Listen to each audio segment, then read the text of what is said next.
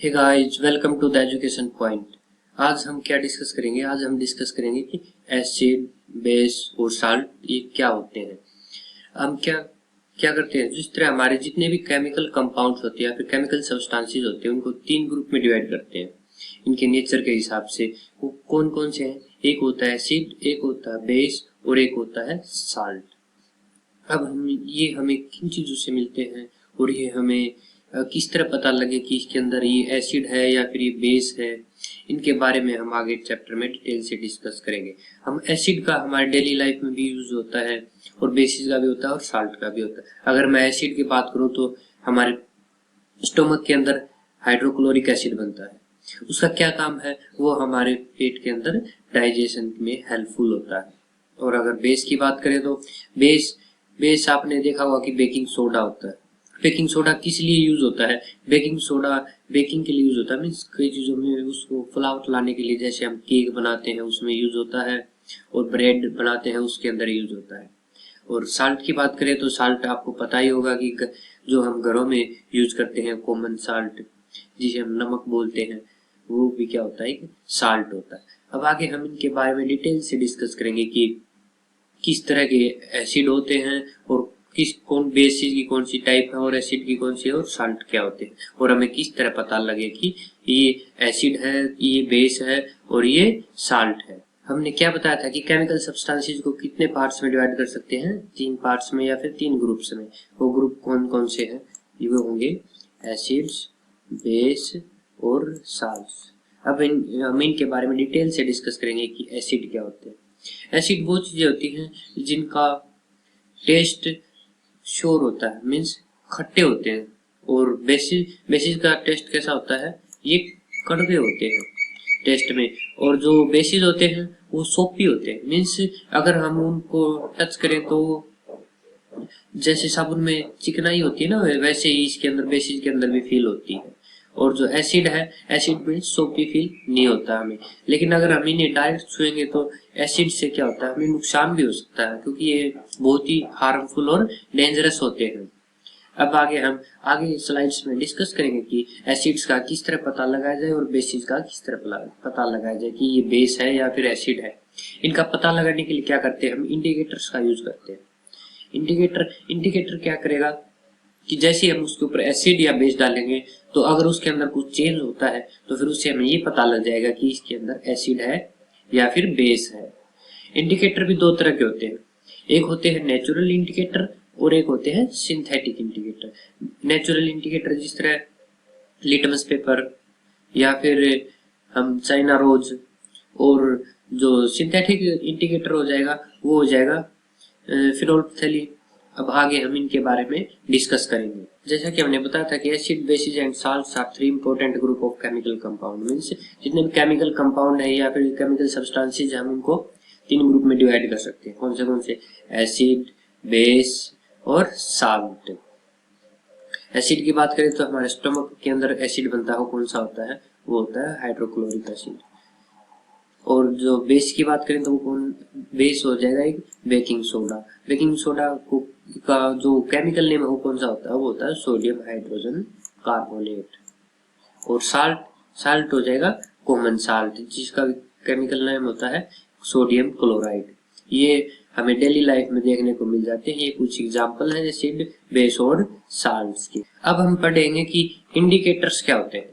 Indicate मतलब कि किसी चीज को इंडिकेट करना या फिर चिन्हित कर देना कि ये चीज ये है, उसे बोलते हैं हम इंडिकेटर। तो फिर इंडिकेटर क्या होते हैं? इंडिकेटर होते हैं स्पेशल टाइप ऑफ केमिकल होते हैं जिनका यूज किस लिए किया जाता है? ये पता करने के लिए किया जाता है कि ये एसिड है या फिर या बेस है। जैसे ही हम इनके ऊपर एसिड या बेस डालेंगे तो क्या होगा? इनका कलर चेंज हो जाएगा, फिर उससे हमें क्या पता लग जाएगा कि ये एसिड है या फिर बेस है। Indicators are special type of chemical which are used to test whether a given substance is an acid or base। Means ये पता करने के लिए किया जाता है कि ये एसिड है या फिर बेस है। ये क्या होता है? एक स्पेशल टाइप की डाई होती है। जैसे ही हम इसके ऊपर कोई एसिड या फिर बेस रखेंगे तो क्या होगा कि इसके कलर के अंदर चेंज आ जाएगा। फिर जैसे ही चेंज आ जाएगा तो फिर उससे हम क्या कह सकते हैं कि हमें ये पता लग जाएगा कि ये एसिड है या फिर बेस है। अब अगर हम इंडिकेटर्स की बात करें तो इंडिकेटर्स दो टाइप के होते हैं। कौन से? एक होते हैं नेचुरल और एक होते हैं सिंथेटिक। नेचुरल कौन से होते हैं? नेचुरल होता है लिटमस। लिटमस हमें किससे मिलता है? एक लाइकन नाम का पौधा होता है, उससे मिलता है। और एक होता है चाइना रोज। चाइना रोज एक रोज की स्पेशल टाइप है जो चाइना में होती है। एक होता है टर्मरिक, जिसे कि हम हल्दी बोलते हैं। ये भी क्या है? एक नेचुरल इंडिकेटर का काम करता है। अब बात करें हम सिंथेटिक इंडिकेटर्स की। सिंथेटिक इंडिकेटर कौन सा होता है? वो होता है फिनोल्फ्थेलीन, जिसकी सहायता से हम एसिड और बेस के बारे में पता लगा सकते हैं। लिटमस। लिटमस क्या होता है? लिटमस एक नेचुरल इंडिकेटर होता है। ये हमें किससे मिलता है? ये हमें एक जो लाइकन पौधा होता है उससे मिलता है। जैसे कि आप देख पा रहे हैं इमेज में, ये क्या है? ये एक लाइकन है, इससे निकाला जाता है। जो इससे हम निकालेंगे वो जो सॉल्यूशन होगा, जो एक्सट्रैक्ट होगा, वो किस कलर का होता है? वो पर्पल कलर का होता है। और जो पर्पल कलर का जो सॉल्यूशन आता है वो नेचर में न तो एसिडिक होता है और न ही बेसिक होता है। तो फिर इसलिए वो क्या है कि न्यूट्रल है। तो फिर उसकी हेल्प से हम क्या करते हैं? जो एसिड और बेसिस का पता लगाते हैं। अब जो हमने सॉल्यूशन निकाला था वो क्या था? वो न्यूट्रल था और कलर में कैसा था? पर्पल था। अब हम उनको क्या करेंगे? उनको जो हमें ब्लू लिटमस पेपर और रेड लिटमस पेपर उनसे तैयार कर लेंगे। जो ब्लू लिटमस पेपर होता है वो क्या करता है? जैसे ही हम उसके ऊपर एसिड की ड्रॉप डालेंगे तो फिर वो क्या हो जाएगा? वो ब्लू से रेड हो जाएगा। क्या हो जाएगा? वो ब्लू से रेड हो जाएगा एसिड के अंदर। और बेस होगा, बेस के अंदर क्या हो जाएगा? रेड से ब्लू हो जाएगा। जैसे कि आप देख पा रहे हैं, ये क्या है? ये एक ब्लू लिटमस पेपर और ये एक रेड लिटमस पेपर। ये बिल्कुल पतली सी स्ट्रिप की तरह होते हैं, छोटे छोटे ही होते हैं। जिस तरह के आप देख पा रहे हैं लगभग इतने ही साइज के होते हैं, इससे ज्यादा बड़े नहीं होते। हम इनका क्या यूज करते हैं? हम इनसे ये इंडिकेटर के तौर पर यूज करते हैं। इससे हमें क्या पता चल जाता है? इससे हमें ये पता चल जाता है कि एसिड है या फिर बेस है। मैंने ले लिया एक एसिड का सॉल्यूशन ले लिया, मैंने एक एसिड ले लिया, उसके अंदर क्या किया मैंने?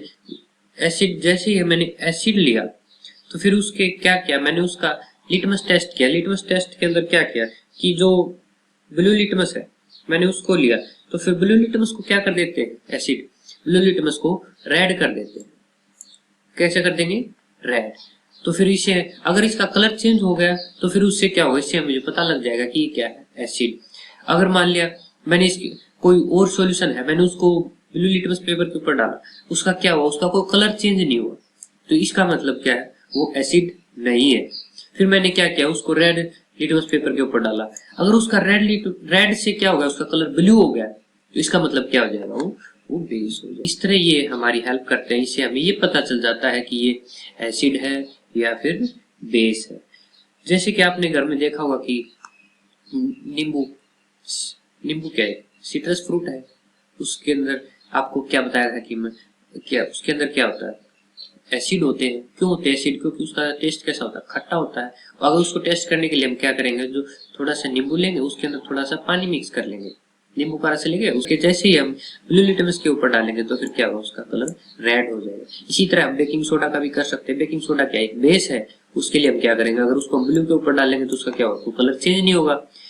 और फिर अगर उसको हम रेड के ऊपर डालेंगे तो रेड का कलर क्या हो जाएगा? ब्लू हो जाएगा। तो इसलिए हम क्या कह सकते हैं कि ये क्या है? बेस है।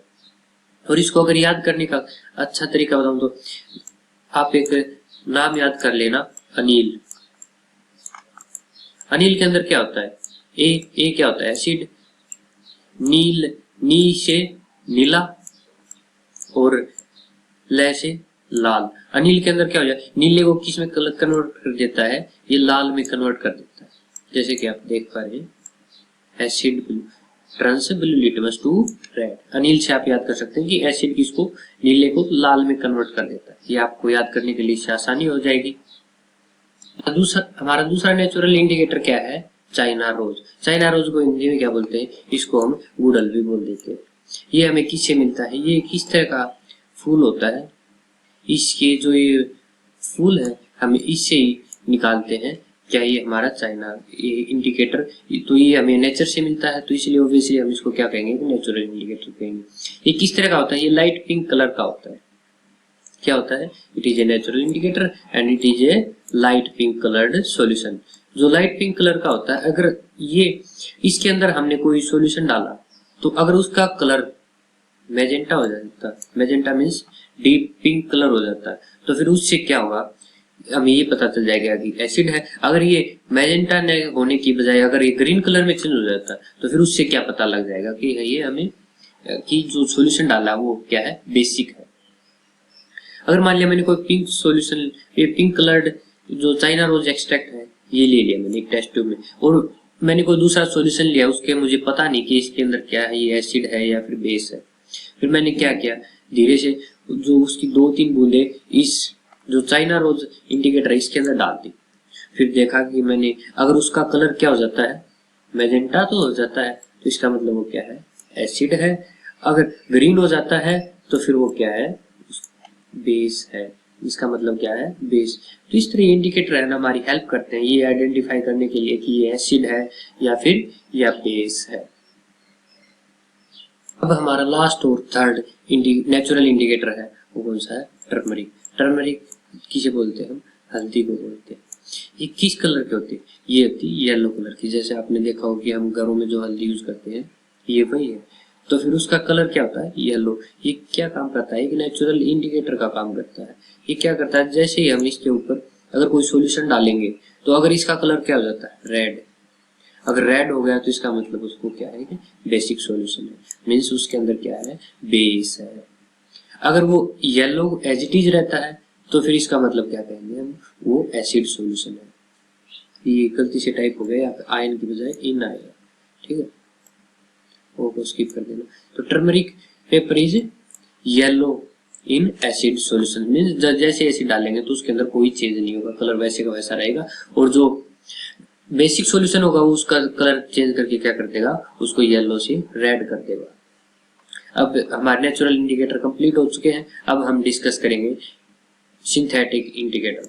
फिनोल्फिथिलीन। फिनोल्फिथिलीन क्या होता है कि इसे हम लैब में तैयार करते हैं, जो हमें नेचर में नहीं मिलता, तो इसलिए हम इसे क्या कहते हैं, इसे सिंथेटिक या फिर मैनमेड इंडिकेटर भी बोल देते हैं। ये किस तरह का होता है, अगर हम इसके ऊपर एसिड सॉल्यूशन डालेंगे तो ये क्या हो जाता है, कलरलेस हो जाता है। अगर इसके अंदर हमने बेस डाला तो फिर ये किस कलर का हो जाएगा, ये पिंक कलर का हो जाएगा। इसका मतलब ये हमें जैसे ही क्या करेंगे, अगर एसिड डालेंगे तो क्या होता है, कलरलेस होता है, और ये बेस के अंदर क्या हो जाता है, पिंक कलर का। अगर मान लिया मैंने कोई सॉल्यूशन लिया और उसको फिनोल्फिथिलीन के अंदर डाला, उसका कलर क्या हो गया, पिंक हो गया, तो इसका मतलब क्या हो, बेस है। अगर जैसे मैं इसके ऊपर एसिड डालूंगा तो एसिड से क्या हो जाएगा, ये कलरलेस हो जाएगा, क्योंकि एसिड क्या करता है, एसिड बेस का इफेक्ट को कैंसिल कर देता है, क्योंकि ये दोनों एक दूसरे के ऑपोजिट होते हैं। अगर किसी कोई चीज बेसिक अगर उसके अंदर हम एसिड डालेंगे तो न्यूट्रल हो जाएगा, अगर कोई चीज एसिड है उसके अंदर बेस डालेंगे तो क्या हो जाएगा, न्यूट्रल हो जाएगा। अब आगे हम डिस्कस करेंगे कि न्यूट्रल सब्सटेंसेस क्या होते हैं।